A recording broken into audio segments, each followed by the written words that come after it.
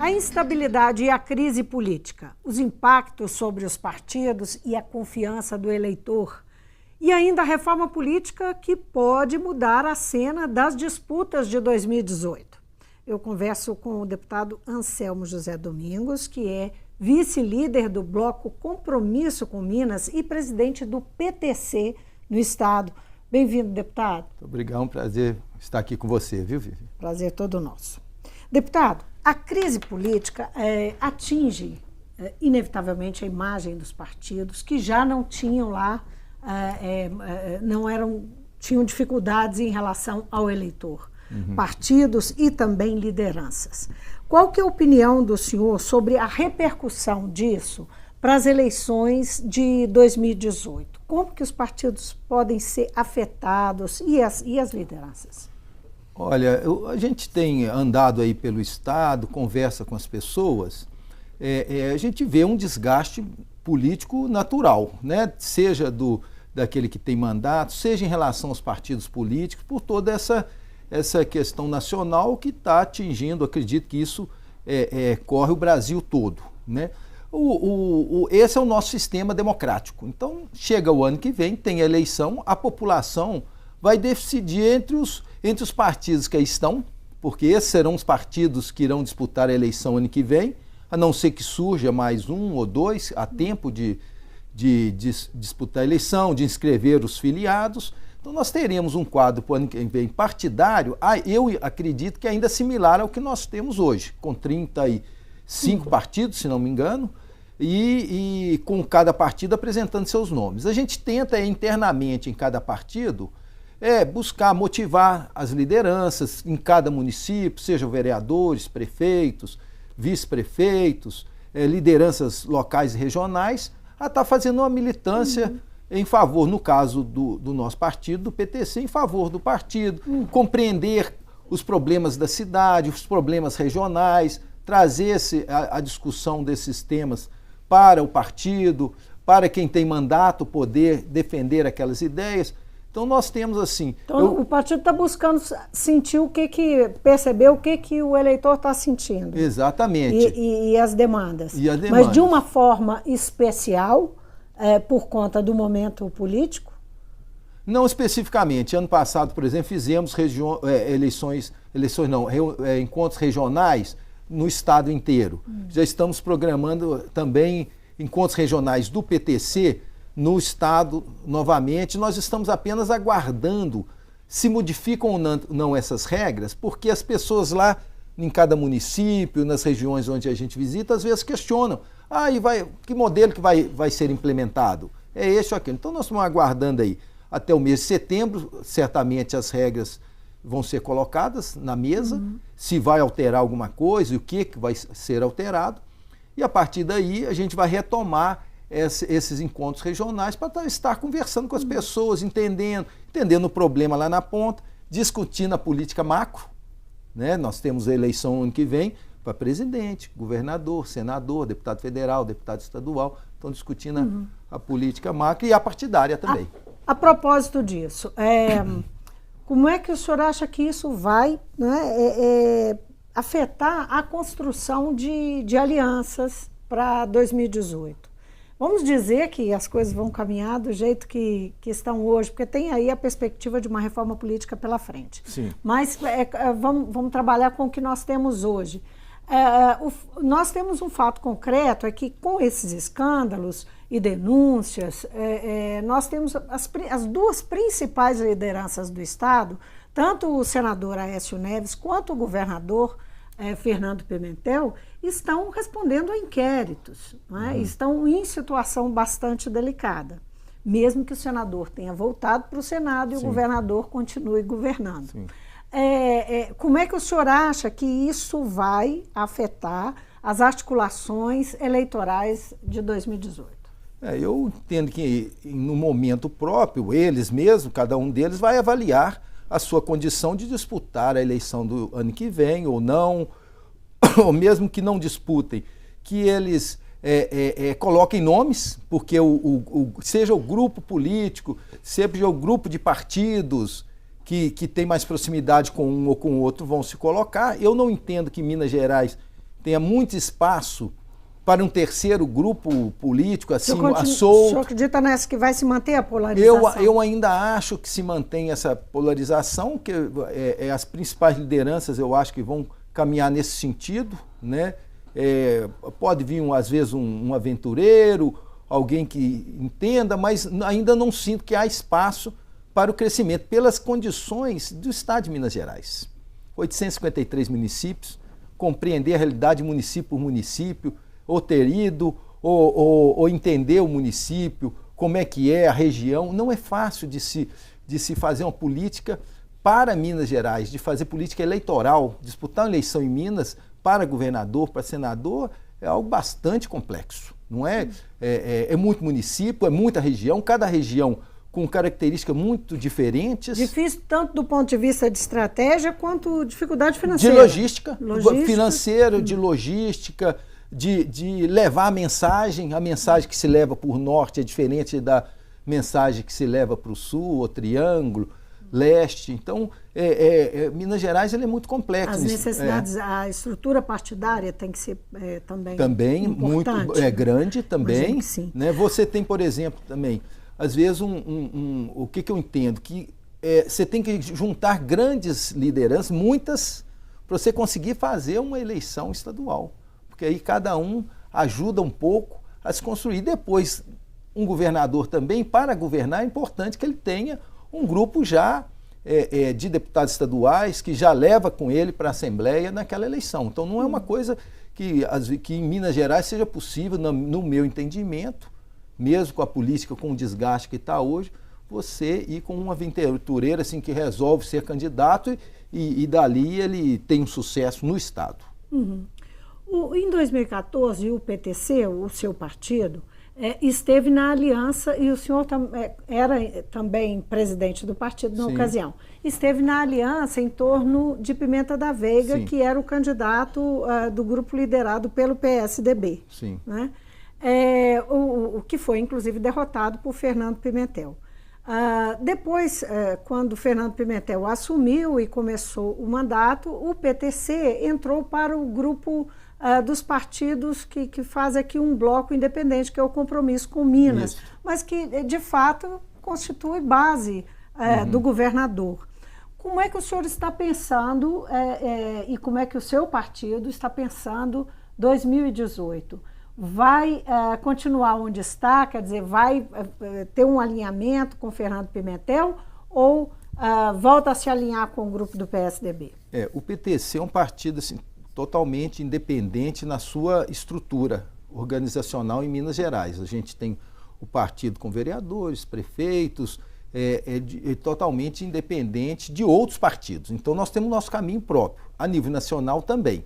Então, a nível nacional, o nosso presidente nacional sempre convoca na convenção para discutir o caminho que nós vamos lá, né? Quem nós vamos apoiar para a presidência da República. E em Minas Gerais, a gente reúne também o grupo de pessoas que lidam no partido e discutimos isso. Como nós temos um prazo para filiar novos candidatos, novas pessoas para disputar a eleição do ano que vem, até o início de abril, eu entendo que só a partir daí é que a gente consegue fazer uma discussão concreta de apoio ao governo. Quem nós vamos apoiar para governador? Mas não há uma tendência? Porque isso é assim, digamos que é um aspecto mais formal da coisa. Hoje, o senhor diria que há uma tendência desse ou daquele lado? Não, neste momento, realmente não há uma tendência, porque nós não estamos com o partido todo formado para a disputa da eleição. Nós estamos convidando pessoas para vir, e suponhamos assim, convidamos um candidato, é uma pessoa que tem um potencial até para vir para o Senado. Então ele vem para o partido e articula a candidatura dele ao Senado. E ele entende que tem que compor com um dos grupos, ele não vai sair como senador assim, isoladamente, independente. Então, ali vamos ver aonde que cabe o nosso nome, como que vai ser a conversa, que espaço que vai ter. Então essas figuras externas que podem vir por partido podem determinar o caminho que o PTC vai tomar? Pode influenciar. Na época, como aconteceram nas eleições anteriores, eu vou a Brasília consultar o presidente nacional sobre a tendência que nós estamos colocando. Mas né? Isso não pode eventualmente conflitar com a linha de pensamento, a linha ideológica do partido? Olha, no que nós temos observado? Que os governos, na hora que eles estão governando, é importante, primeiro, que eles tenham a governabilidade, que ajude e que a gente ajude que essa governabilidade tenha tranquilidade para que a população não sofra com um governo contestado, com um governo que tenha problemas, ou na Assembleia, ou um problema político no Estado. Então, nós entendemos que a gente também não pode colocar barreiras antes da hora, para um lado ou para o outro. Se houver interesse de conversação dentro do nosso partido e do grupo político que resolver lançar uma candidatura, nós temos a possibilidade de estar conversando, não há problema. Nós tivemos uma eleição, por exemplo, em que o partido a nível nacional, a eleição de 2010, a nível nacional decidiu ficar com a Dilma. Em Minas Gerais nós fizemos uma discussão, decidimos à época apoiar o governador Anastasia, fizemos uma discussão aqui, levamos para a nacional, teve alguma divergência em relação a isso, mas acabou a gente levando nesse caminho. Então não quer dizer que a posição de um ou de outro ela seja, vamos dizer, 1 ano e 3 meses da eleição, a gente já possa ter ela definida. Nós temos mais algumas coisas. Se mantiver a coligação, quais os partidos com os quais nós vamos coligar para compor as chapas de deputado estadual e deputado federal? E aonde estão esses partidos? Então, às vezes, a decisão não é só nossa. A decisão também ela é coletiva. Na última eleição, nós coligamos com o PSC e PSL. E decidimos em conjunto para onde nós iríamos. Na coligação proporcional. Na coligação proporcional. Então, às vezes, os outros partidos influenciam também na nossa decisão. Às vezes a gente quer ir para cá, eu disse, não, aí não dá. Mas a coligação é importante, vamos aqui. Então, isso é possível. O senhor estava falando de atrair lideranças que possam eventualmente dar os rumos do partido e tal. Eu fico pensando o seguinte, em 2014... o senador, a palavra do senador Aécio Neves naquele grupo político que naquela época se formou em torno da candidatura, né, para o governo do Estado, tinha palavra em conteste do senador Aécio Neves. A decisão dele em relação à Pimenta da Veiga foi simplesmente acatada pelo grupo político, não foi uma decisão, digamos, de grupo. Né? O senhor acredita que isso pode acontecer de novo? E existe alguém que possa assumir a liderança desse grupo, dada a situação do senador? Olha, que é uma discussão, inclusive, sobre se ele vai ter condição de se manter na liderança desse grupo. Isso é uma questão, vamos dizer assim, ele é líder do PSDB, lá no PSDB. Acredito que outros partidos que se alinharam com o PSDB vão fazer as suas discussões se continuam acompanhando ou não o PSDB. Alguns têm mais possibilidade e outros podem nem continuar acompanhando o PSDB. Se o Aécio ainda vai direcionar isso, é difícil da gente dizer. Sempre é um ou dois. Qual é a impressão do senhor sobre a situação dele? Não, eu entendo que o Aécio sempre vai ter uma força de opinião dentro do PSDB de Minas Gerais. Não há como, eu imagino que não há como não passar também por ele as decisões, né? Em que grau, aí é internamente lá, como que eles fazem as discussões e vêm com o nome, se é que eles virão com um candidato a governador. É difícil de a gente entender internamente como que eles colocam lá. Nós fazemos o nosso trabalho e no momento que os nomes estão colocados, a gente, vamos dizer, concretamente começa a entrar na discussão. Né? Então, no momento lá, talvez em maio, junho, a gente entra na discussão dos nomes que são colocados. A gente não consegue fazer isso antes. Às vezes o máximo que a gente pode, às vezes é influenciar. Olha, fulano é um ótimo candidato, vai ser mais bem aceito, mas a gente não consegue influenciar internamente. Agora, deputado, vem aí a discussão, vem aí não, ela já está começando a se dar, um pouco atrasada, há uma preocupação em relação à reforma política, o andamento da reforma política no Congresso, na Câmara especificamente, por onde essa discussão deve começar. Há alguns pontos que já são colocados, como a cláusula de barreira, a proposta do distritão, não é? Que se elege aquele que tiver um maior número de votos na eleição de deputados, né? Isso. E também a questão do financiamento, como o senhor se referiu mais anteriormente, que é uma questão muito importante, que precisa de definição. Como o PTC, como é que o senhor está vendo essa discussão lá? E especialmente, levando-se em conta que o PTC é um partido pequeno e pode ser, e aí também vai uma pergunta, pode ser alvo dessa mudança, dessa cláusula imposta que vai limitar pequenos partidos de ter acesso a fundo partidário, a regalias dentro, regalias não, mas direitos dentro, privilégios que às vezes não são dados a outros partidos, como tempo, né, para falar e espaço dentro da casa mesmo, ocupação das comissões. Como é que o senhor está vendo essa possibilidade de mudança da reforma e o que está sendo discutido? Eu fui a Brasília agora no mês passado, conversar inclusive no PTC Nacional isso, né? Então o que nós temos que fazer é um esforço nosso, independente de aprovar essa cláusula de barreira ou não, de tentarmos ultrapassá-la aqui em Minas Gerais, porque mesmo que não se implemente agora, mais à frente eu acho que ela é necessária de vir para reduzir um pouco essa questão do número de partidos com representação nas casas, que esse é um questionamento. O senhor então defende? Eu entendo que isso é uma coisa que tem que se limitar, porque o que está acontecendo? Nós já tivemos 29 partidos há poucos anos, né? Começamos lá em 82 com 5, que era muito pouco, nós estávamos saindo do regime militar. Chegamos a 29, agora estamos em 35, se aprovarem mais alguns, podemos disputar a eleição ano que vem com 38, 40 partidos. Então chega num ponto que isso ficou também um excesso. Então, agora o PTC tem que se preparar, que é o que nós estamos fazendo, rodando o Estado, buscando lideranças para fortalecer em Minas Gerais o partido e que a gente cumpra aqui essa cláusula, ela vindo para agora ou não. Então, sim, isso nós temos que nos preparar e todos... O negócio é alcançar a cláusula. Alcançar. O que a gente entende, por exemplo, de injusto, é que eles querem que nós alcancemos a cláusula recebendo 1% ou 5% do que recebem outros partidos, sendo que nós disputamos as eleições em condições iguais. Aí eles colocam, assim? Por exemplo, o fundo partidário. Não está definida a regra do fundo partidário do ano que vem, mas suponhamos que a regra seja a atual. Enquanto o PTC recebe X de fundo partidário, que poderia até usar na eleição, tem partido que recebe 100x, outro 1000x.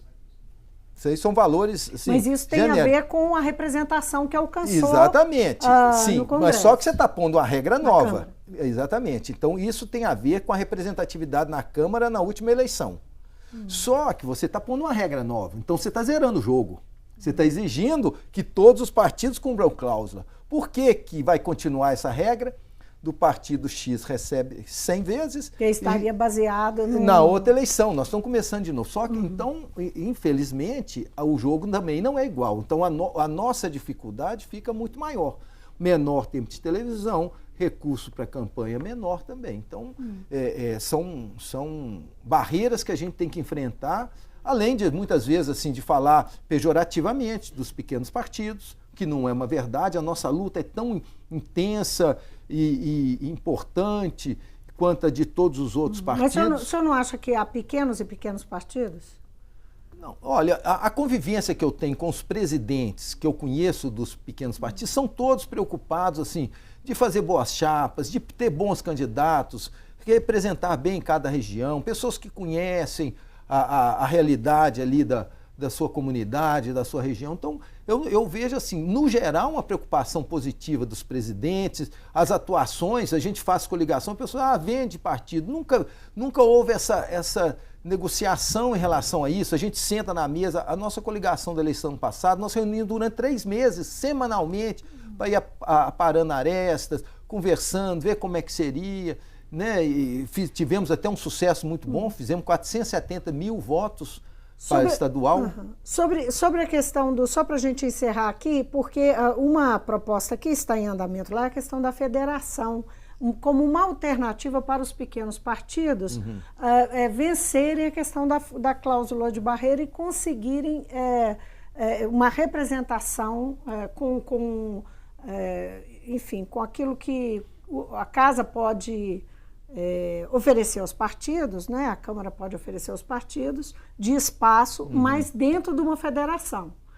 O senhor acha interessante isso? Eu acho isso confuso, porque às vezes a união que se faz a nível federal não vai ter um reflexo tão bom aqui. Às vezes em Minas Gerais não são partidos que têm um alinhamento para que a gente trabalhe com eles. Mas se vier isso também, a gente adequa, tenta influenciar nacional para unir com partidos que tenham mais proximidade ideológica e de ações conosco. Agora, o que preocupa mais a gente é o distritão.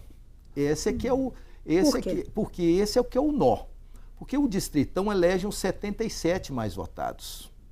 Deputados estaduais, deputados estaduais. O distritão é o Estado. Quando eles falam a ideia do distritão, é isso.